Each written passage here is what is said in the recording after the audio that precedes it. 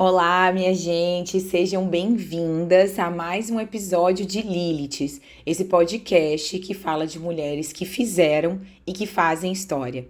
E o episódio de hoje é muito especial para este coração olímpico aqui.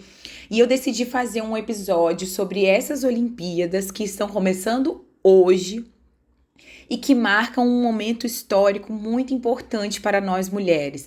Estamos falando da primeira Olimpíada com igualdade de gênero, onde 5.250 mulheres e 5.250 homens estão participando dessa edição.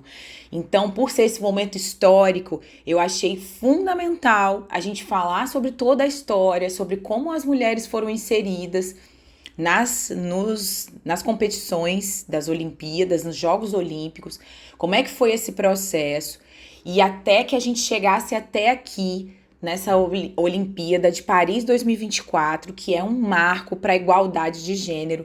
E não só isso, a Olimpíada de Paris, ela traz alguns outros marcos e algumas simbologias em torno das mulheres. Então, para esta pessoa que vos fala, uma apaixonada por esportes e por Olimpíadas, é um episódio muito especial.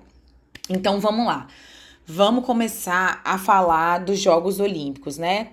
Na antiguidade, as mulheres lá na época na época da antiguidade, muito antigo mesmo, aquelas. As mulheres eram proibidas de participar, pois não eram consideradas nem cidadãs e, consequentemente, não tinham direitos. Então, olha aí, a gente está falando de 776, enfim, antes de Cristo, a gente está falando de muito tempo atrás. Mas era um tempo onde as mulheres nem cidadãs eram consideradas. E aí, vamos cortar para o início dos Jogos Modernos, que aí a gente está falando de 1896, e que as mulheres ainda não estavam liberadas para competir. E para o Barão Pierre de Coubertin, que é o idealizador das Olimpíadas modernas, ele acreditava que o papel das mulheres era voltado para a procriação, não havendo espaço para sua participação nos Jogos.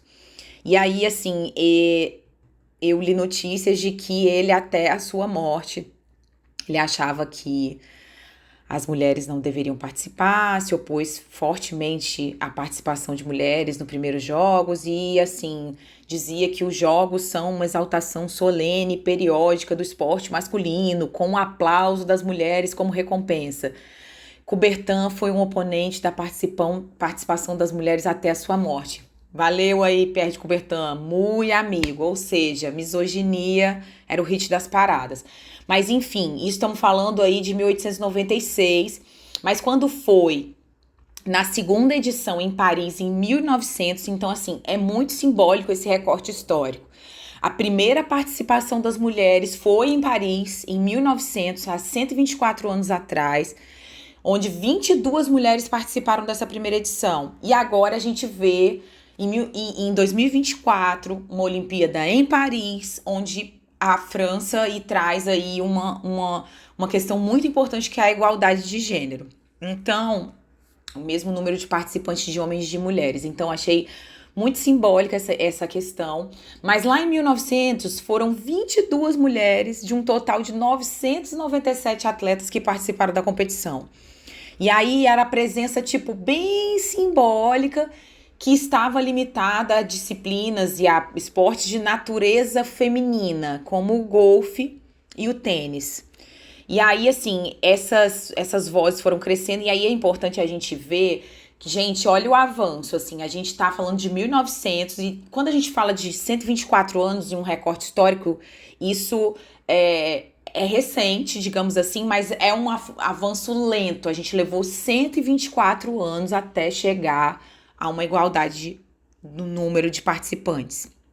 Então, lá nessa edição de 1900, a gente vai falar de duas atletas aqui que foram medalhistas. É a Margaret Ives Abbott, que é uma golfista indiana naturalizada estadunidense, que foi uma das medalhistas, que foi a primeira mulher campeã olímpica dos Estados Unidos a conquistar uma medalha de ouro nas Olimpíadas de Paris em 1900. Então, olha aí, o golfe eram de disciplina feminina, né? O golfe e o tênis. Então, a gente fala de Margaret Abbott e de Charlotte Cooper. Charlotte Cooper foi uma tenista e a primeira mulher a ganhar uma medalha de ouro olímpica, lá nessa edição de 1900. Então, estamos falando de mulheres aí desbravadoras, inovadoras à frente do seu tempo que competiram nessa primeira Olimpíada. A primeira brasileira a competir em Olimpíada foi a nadadora Maria Lenk aos 17 anos, em 1932. E aí, Maria Lenk, a gente tem até um parque, né, no Rio, que leva seu nome. Inclusive, foi, assim, para o Pan-Americano, para as Olimpíadas, né? Tem um complexo Maria Lenk, que é um centro aquático. Então, é uma mulher importante para nós. Foi a nossa primeira, foi a primeira mulher brasileira a participar de uma Olimpíada.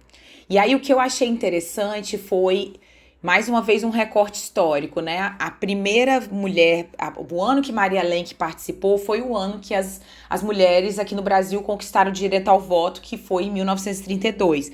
Então, olha como é que as coisas são importantes, os avanços, mesmo que muito lentos, eles vão acontecendo, né? E aí, achei interessante essa questão do ano da Maria Lenk e a questão da conquista ao voto, mas para as mulheres brasileiras, assim, no caso, o direito ao voto foi conquistado em 1932, mas aí com o processo de alguns golpes de Estado e a questão da ditadura, só depois da redemocratização que esse voto das mulheres no Brasil foi efetivo mesmo. Então é importante a gente colocar. E aí a gente passa por um momento, em 1996, com a Olimpíada de Atlanta, o número de mulheres vai crescendo, é interessante ir observando como é que vai numa crescente, quando em 1996, em Atlanta, uma carta olímpica estabelece os princípios fundamentais para o COI, que é o Comitê Olímpico Internacional, que ela visa incentivar e apoiar a promoção das mulheres no esporte em todos os níveis e em todas as estruturas, a fim de colocar em prática o princípio da igualdade entre homens e mulheres. E essa carta diz que esse papel é uma função do COI, né, de promover. E aí, a primeira vez que mulheres puderam participar e competir em todas as categorias foi em Londres, em 2012, gente. Bem aí, ó. 12 anos atrás.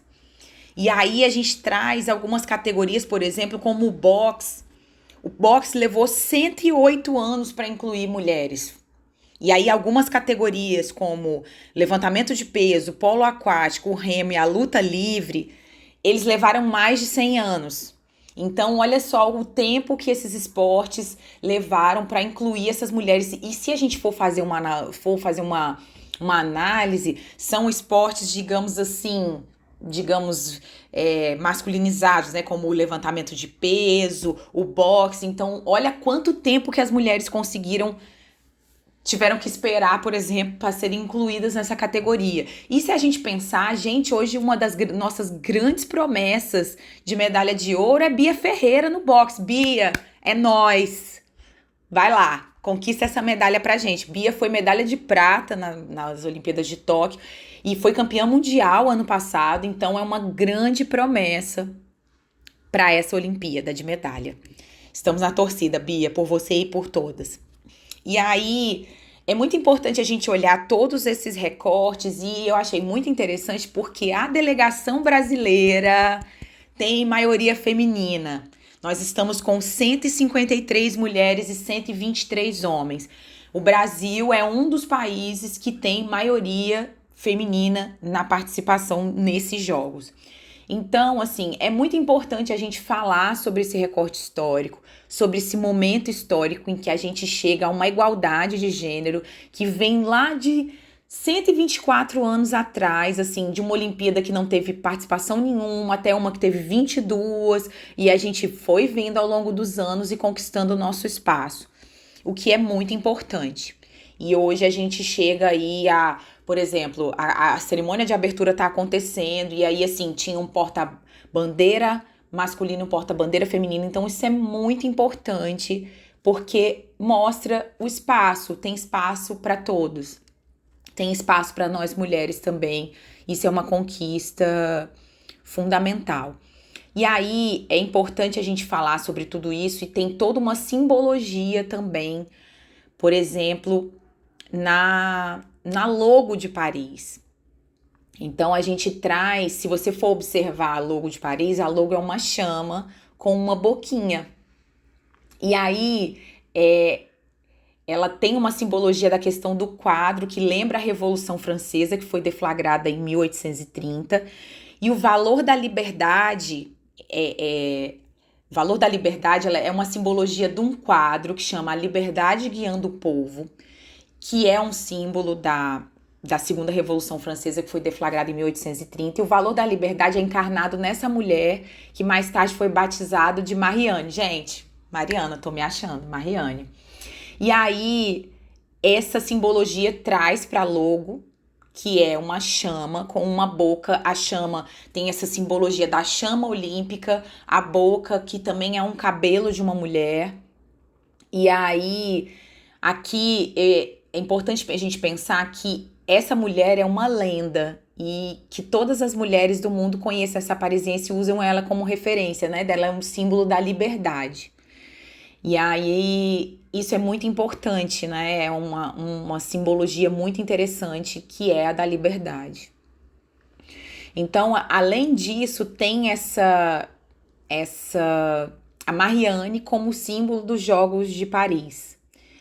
E aí é uma figura que existe uma figura da flama, que é um símbolo olímpico, é um legado do fogo prometido, da lenda de Prometeus, e transfere o fogo do conhecimento aos homens. Existe ainda o desenho de uma mulher ilustrada pelos lábios e pelo cabelo. Esses elementos são finalizados por um círculo que representa a medalha de ouro. E não é simplesmente o ouro da supremacia, mas a ideia de determinação, de ir em busca da medalha, que é um sentimento muito forte nos atletas, né? E aí, assim, então, não é uma simples Olimpíada. E além de tudo, isso eu tô tirando aqui do site olimpiadatododia.com.br. E aí, além de tudo, tem uma simbologia da logo ser a mesma das Paralimpíadas, de pensar em igualdade. Tem também a questão do mascote não ser um bicho, de um mascote ser uma ideia, uma questão da ideologia da liberdade, que é o Firges, que é aquela touquinha. Então, assim,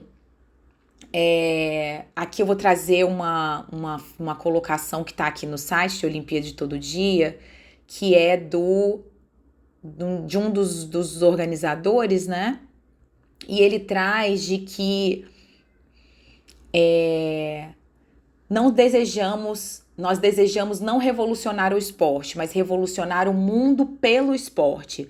Dizemos que o esporte é um meio, uma alavanca que permite desenvolver a inclusão de gênero, mas também a inclusão quando falamos de Jogos Olímpicos e Paralímpicos, ou seja, de pessoas com deficiência, além de toda a dimensão ecológica. Então é muito importante, além da inclusão de gênero, ao trazer a igualdade das logos e a igualdade dos mascotes, a gente pensa também na inclusão dessas pessoas com deficiência.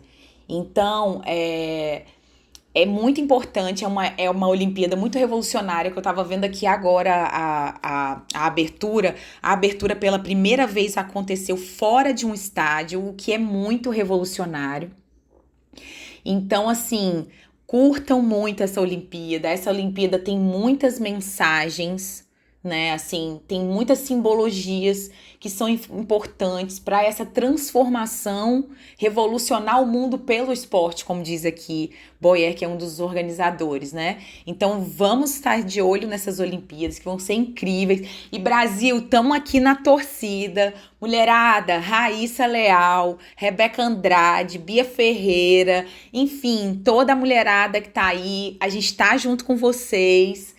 E a gente vai trazer muita medalha, enfim, tô empolgada. Então, gente, se vocês gostaram desse episódio, compartilhem com quem também aí é apaixonada ou apaixonado por Olimpíadas. E para que essa mensagem implícita nessas Olimpíadas chegue a mais pessoas, certo? E se você tem interesse em conhecer um pouco mais do meu trabalho, me segue lá no Instagram. Meu Instagram é @psicologamariana.borges. Eu falo muito sobre diversas questões e principalmente sobre essa questão de saúde mental da mulher, questões de gênero, questões sociais que envolvem as mulheres. Enfim, vai lá e curte meu trabalho.